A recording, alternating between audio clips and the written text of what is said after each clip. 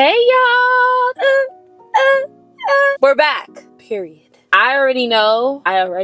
It's gonna be like, girl, I'm done. You're always here. You're not. You're back. You're in. What's going on? Although I don't have an excuse, I do have new things for y'all. And so in my time not being here, I was thinking of new formats, new things to talk to y'all about, new ways to talk to y'all about these things, etc. So hence, we're in my car. We're starting car chats.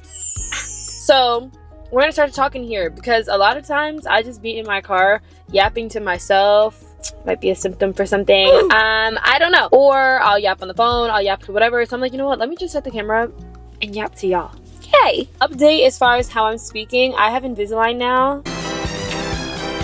Wah, wah, wah. So if it sounds like I have a little lisp, don't say nothing. That's bullying. Update on just me. I'm just a whole new girl.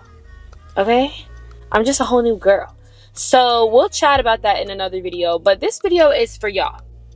Okay? It's not about me. It's not about what I have going on. It's about you and what I think you have going on. All right, girls, let's talk, okay? We need to have a little powwow, okay? Today's topic is he's just not that into you and you probably don't even like him. Let's talk about it. A lot of times I hear women talk about like, I just don't know if he actually likes me. I don't know if he actually wants me. I don't know if he actually wants to pursue me. I don't know if he's taking me serious. I just need to know if he actually likes me.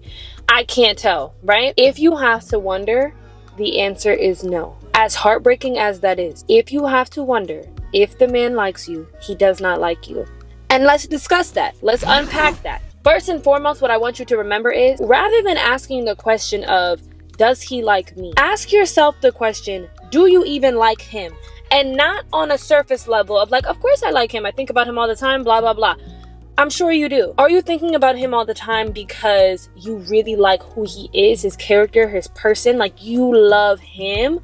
Or are you thinking about him all the time because you like the idea of him, or you like the idea of him liking you because that fulfills some type of void for you? Those are two different things. And so it's really important to ask yourself, do I like him or do I like the idea of him? Do I like what the idea of him feels like for me? Does that feel like I'm wanted? Because maybe I have deep-rooted insecurities that I'm not wanted. Does it make me feel chosen because I may have been raised to be in competition with other women? So it makes me feel a step above to be wanted by this man because men are the currency for women. That's a whole nother conversation, right? You have to know that you are so great. This is not the end all be all. This is not the last guy that's ever gonna give you attention. This is not that. Once we let go of trying to sink our teeth and not let it go, because what happens if I let this go? Will it ever happen again? Let me be the first one to tell you, yes, another one will come around, okay? And then another one, and then another one. Let's stop thinking that the man you're dealing with is the last one on earth. He's not. A lot of times I think men, honestly, a page we can take out of their book is they operate in this like abundance mindset sometimes of like, they feel like they got options. You need to feel the same way. You got options too, girl. You got options too. Like, let's stop trying to act like you don't got options. You got options. Wake up. They're everywhere. They're all around us. It's an infestation. And once you break down the realization of, you know what? I don't even think I like him. I just think I like the idea of having a man. I just think that I like the idea of him. I just think I like the potential of him. Stop dating potential. Men don't do that. Stop it. Oh my God. Like sometimes they be eating. I'm not gonna lie. Men eat with that one little thing right there. That one little thing. They ate that up right there. Men do not date potential. Men be dating who you are right now. Right now. Men will date what you look like right now, what you got going on right now, how you treat them right now. Right now. Most of the time, men are dating you for who you are today. They are not dating for, well, you know, maybe in the future she'll treat me with more care. You know, maybe in the... No, they date you for who you are today. And you know what we do as women? We're like, well, maybe in the future he'll treat me a little better. Or in the future, I think he can get it together. Stop doing that. You know why? You're living in an imaginary reality. Let's live in reality. What is happening today? Who is he to you today? Who is he to you right now? Please, let's stop dating this imaginary version of him that you are just hoping and praying that he turns into. You wanna know why? You won't have anyone to blame but yourself if he never becomes this imaginary thing. You're wishing on a lucky star that, you know, I have this idea of him in my head that I think he could become. Babes, let me tell you right now, he may never be that. And he may, but he may never be that. And you will waste so much of your life waiting on him to become a thing that, one, he never promised you he would be. And if he is, let me let you in on a secret. Men be lying. Let's start there. Even if he told you, you know what, I'm gonna be that. Okay, you got T-minus 24 hours to be that. Because at the end of the day, the longer you wait on him to become that, the more you show him he don't really have to become that. He really don't have to, because you're gonna be here anyway. So why would I put the work in if I'm the man? Why am I putting the work in to become this person if you're gonna be here anyway? And I really feel like that's how they be operating, because it's like, girl, you ain't going nowhere regardless whether I become this Prince Charming idea that you had of me or not. So what are we talking about? And it's true, girl, because you're probably not going nowhere. So the point is, why set yourself up for resenting him for not becoming a version of him that never existed? You created that. And rather than you just going to find this version of this guy in your head of, oh, if I can think about it, he probably exists. Let me find that guy. Rather than you going to do that, you're waiting on this guy to become that guy. Babe, those two are probably not going to match. Or the amount of sacrifice, suffering, hurt, and pain that it's going to take you to even try to bridge that gap is probably going to taint this guy. So even if he becomes Prince Charming, it's probably not going to hit the same. Why? Because you went through so much suffering, so much sacrifice, so much waiting, so much time to get these two to become one. Don't rob yourself of your fairy tale. Do not do that. Woman to woman, sister to sister, if you don't hear anything else in this video, let me look at you when I tell you something. Do not rob yourself of your fairy tale, waiting around for this frog to become your Prince Charming. Stop it, because one day you'll be looking at this frog and you'll be like, why didn't you ever turn into Prince Charming? And this frog gonna look at you like, I told you I was a frog. You see that I'm a frog. What do you want from me? Do not rob yourself of just going to find your Prince Charming rather than trying to transform a frog into a Prince Charming. You trying to turn this frog into Prince Charming might turn you into a frog. Yeah? Let's think about that. There are things you need to unpack before dealing with somebody, because you know what will happen? Even if you get the guy, right? Even if he eventually buckles down and does the whole thing, eventually you'll probably resent him. Why? Because you never even liked him. Maybe you never even got to know him enough to know that you didn't like him. You were just worried about what the package that was being presented to you was, right? There's so many reasons why this person may be taking up a lot of your like mental space and energy, and you might be thinking about them so often, and it's probably a lot less to do with who they are and a lot more to do with who you are to yourself. The prize is not the guy. Let's just remember that. Like, you are the prize. And I said this years ago. You are the prize. You are the gift. As you're dating, you're putting different bows on your gift box, right? Trying to see what elevates the gift of you. They are not the gift though, right? Like, you are the gift. You're trying to find the thing that elevates and complements your gift the best. What makes your gift look even more amazing? If this man is making you question yourself, is making you question if he likes you, is making you question if you're enough, if you're worthy of his time and his effort, is that elevating your gift box, or is that dampening the gift box? Do you have this like bomb, super amazing luxury gift inside this box, but the wrapping paper is giving cardboard, no effort, dingy, banged up? Is that what the wrapping paper is giving? Because if that's the case, then the gift is probably going to get left unopened, right? It's not going to shine. It's not going to have its moment. So it's about understanding, do I like the idea of having a bow on my box more than I like this bow itself, right?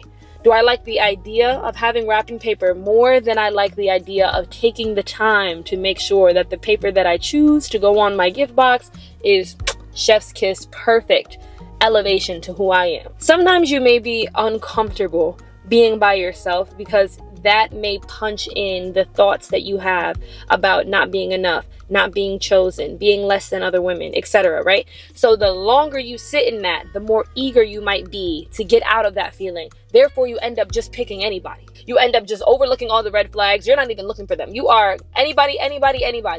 You also lose all your control that way. You are giving up your precious power. How? Because now you're not really choosing. You're letting them do the choosing. You're just closing your eyes saying, anybody get me, pick me. Ugh. This is the insecurity to pick me pipeline that we do not want to go down. If the angle changed, I'm sorry. The camera unsuctioned from the glass, okay? We're back in it though. Don't think you getting out of this. Listen, girl, listen to me when I say this, okay? This is a metaphor for why it's so important to choose the right man, okay? Think about when you're really hungry and you're like, when I go home, I'm gonna cook this meal for myself. It's gonna be this, it's gonna be that, it's gonna be this like rich food. Like, I'm so excited, right? Things happen along the way that delay this from being able to happen, right? So now you're really hungry, and then you end up saying, you know what, girl, let me just go stop by this fast food spot. Let me just go get this whatever. You eat it and you're like, oh my God, that was not as satisfying as that meal I was thinking about cooking all day, right? But I got eager, I got lazy, and I got impatient. And so I went for the lesser quality route. What a lot of times women end up doing is getting uncomfortable with being by themselves because the insecurities that brings up for them are a little too loud. Because that's happening, a lot of times women end up saying, you know what, I'm just gonna stop being so selective, because me being selective is making me be by myself. Me being by myself is making me hear things and sit with feelings I don't really want to sit with. So I'm gonna get less selective. Rather than me saying, who do I choose? I'm gonna close my eyes and say, choose me, choose me. And you know what happens? You end up with that little trash, lukewarm fast food rather than that hot, full, potent meal you was about to have. Right? Would that have taken longer? Yes. Would that have been a harder route? Yes. Would that have taken a lot more work? Yes. But would that have been a better meal? Yes. You just end up choosing anybody out of saying, I don't want to be by myself no more. Stop it. Stop it. You end up upset anyway. And then you end up just like depending on the fast food every day now, right? Now it's in your routine. Now I'm just in this fast food every day. Still longing for that hot meal, but feeling like, I don't have the energy to do it. I don't have the tools to do it. I don't have the time. It's the same thing with dating. It's like you might be dating a guy that's like this lukewarm fast food, and you're longing and thinking about that hot meal that you really, really want, right? That good, full meal that you know you deserve, that you know you can make. Same thing with the guy. You know you can get him. If the voice is speaking to you saying, I want a man that's X, Y, and Z, strong, compassionate, intentional, puts time in, he exists. If you can think about it, it exists, right? So if you can think of this meal, you know you can make it. But it's the work that it takes to get to that meal that you end up in the habit of just going to that fast food spot every day. This camera do not want to stay up. They don't want you to get this message, y'all. Hear me clear. You end up dealing with that fast food every single day, which is slowly gonna kill you, right? Which is slowly damaging you internally, while you're longing about the meals that you know you could be eating, you should be making, right?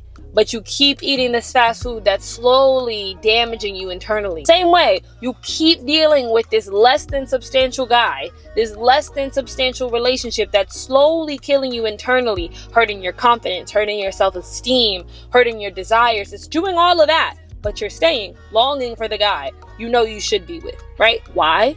Because it's the harder thing to do to wait it out. Why? Because it's the harder thing to do to sit with your feelings, to sit with those insecurities, to question why you feel less than if you don't have a man, to question why other women have a man and you don't, to have to sit with those thoughts and to have to unlearn all the negative patterns and negative thoughts that you've taught yourself about being single or about relationships and love and being chosen. That is a lot of work and it is very uncomfortable. But I challenge you, not only today, this year, every step moving forward, to choose the harder thing. There's so much more fruit that comes from the garden that took a little bit more time to water and tend to and take care of, rather than the weeds that come from the garden you didn't really care to tend to. The garden is you.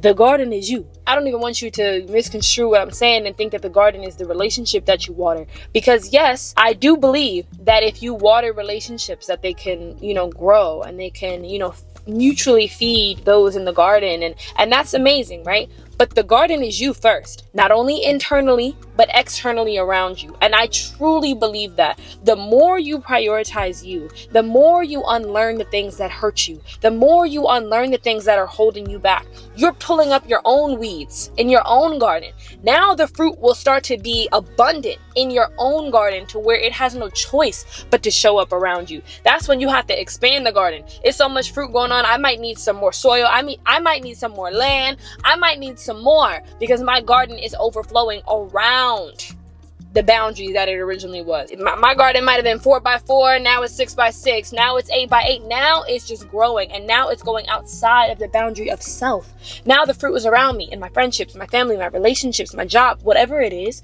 The more you water yourself, the more fruit is around you. And funny enough, if you water yourself more intentionally, there might have been fruit around you the whole time, you just didn't recognize it. Maybe it was foreign fruit to you. Maybe your bounds is just, I know apples, bananas, grapes, strawberries, girl, that's all I know. Maybe there was dragon fruit and papaya and all these other things that you did not recognize as fruit because you were not tending to your garden. You weren't knowing your garden. You weren't knowing the fruit in your garden. You weren't taking time to get to know you, to be able to now your perspective shift and be like, oh my God, there was fruit around me the whole time. There was fruit in me the whole time. I've been producing fruit all this time. It just wasn't what I knew. It just wasn't apples and bananas and oranges, girl. It was all these other things that I might find even more delicious, that I might find even more fruitful, but I didn't know because I didn't know me. I didn't know what I wanted. I didn't know what I deserved. I didn't know the fruit I was looking at. I didn't know the fruit I was desiring, so I didn't recognize it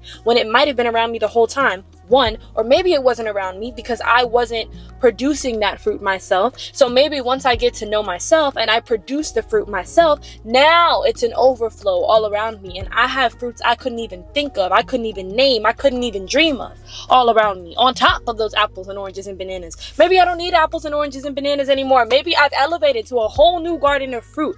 Like there's so much you can do by working on you, is the point.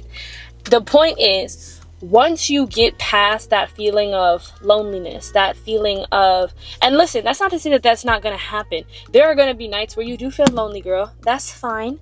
And I don't want to say, oh, those are nights you just call up a friend, call up your mama. Like, girl, it's okay to want romantic love. That is okay. That is okay. What is not okay, where we start to cross a boundary to where you end up hurt, it's not okay to want romantic love so bad that you love yourself less in the choice you make of a partner for romantic love. That is not okay. It's not okay to compromise your self-love for romantic love, right? Your self-love should reflect in your romantic love. You should love yourself so much that your romantic love is so abundant because you have so much abundance of love for yourself. The romantic love you have should be no less than the love you have for yourself. And a lot of times, because we rush into relationships, the love that we have for ourselves is pretty low. Therefore, the romantic love that we end up attracting is also pretty low. That is why it's so important to do the work on yourself. It's not to say you can't do the work on yourself in a relationship. It's just to say, if you are single right now, or if you are talking to somebody right now who isn't giving you the fruit you know you deserve, stop it.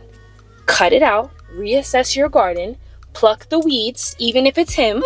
Pluck the weeds out and we start again. Now, in the conversation of like, do you even like him, right? I think it's important to ask yourself the questions of like, what is it about him that I like? Do I love his character? Do I love, these traits about him? Like, what do I love about him? What do I like about him, right? If that becomes a difficult question to answer, then the answer might be that you like the idea of him. You like him as a bookmark, as a placeholder for your Prince Charming, right? We got to get out of that. If you cannot answer that question genuinely, one, then you might just like the idea of him. And that's important to know. And then say, okay, I think I just like the idea of him. And if he isn't giving me the fruit that I deserve, someone else can fit the mold I need. That's one. Two, even if you do actually like him, right? I like these traits about him. Even still, you still might feel like, but I'm still not getting what I deserve. I don't think I'm getting enough effort or time or intention or communication. That's fine. You can like somebody from a distance. You know what? I love all these traits about you, but I don't love how you handle me. And I know I deserve more than that. So because of that, this has been fun. You know what I'm saying? Like, you're not stuck. You're never stuck in these situations. Do you love the way that you want to be loved? If that is the case, it exists, right? If you know that you are really communicative, that you are really intentional, that you enjoy quality time, that you are thoughtful, that you are all of these things, do know that there is an equally yoked match for you somewhere. Don't try to fit him into that mold, because if you two are not equally yoked, it'll always be leaning, and it'll always be leaning towards you. You will always be bearing the weight of that, and eventually you're going to be tired of that. Eventually, he might get bored of that. Like, you know what? I don't feel like I got any weight on me. This might be a little boring. That's a whole nother thing. That's a whole nother conversation about men. But the point is, you want it to be equally yoked. You want you two to be equally working towards this thing. You want you two to be equally bearing the weight in this. As a woman, sometimes I want to listen, tip that way. I'm gonna be honest with you. Sometimes I want to tip that way, but that's a whole nother conversation. Point is, you want to feel equally yoked to your partner, and if you feel that the love that you can give that you are not receiving, then that might not be your match. It's against the definition of a match. Okay, y'all, my camera's dying, but love you so much. I'll see you next week for another girl chat. Okay.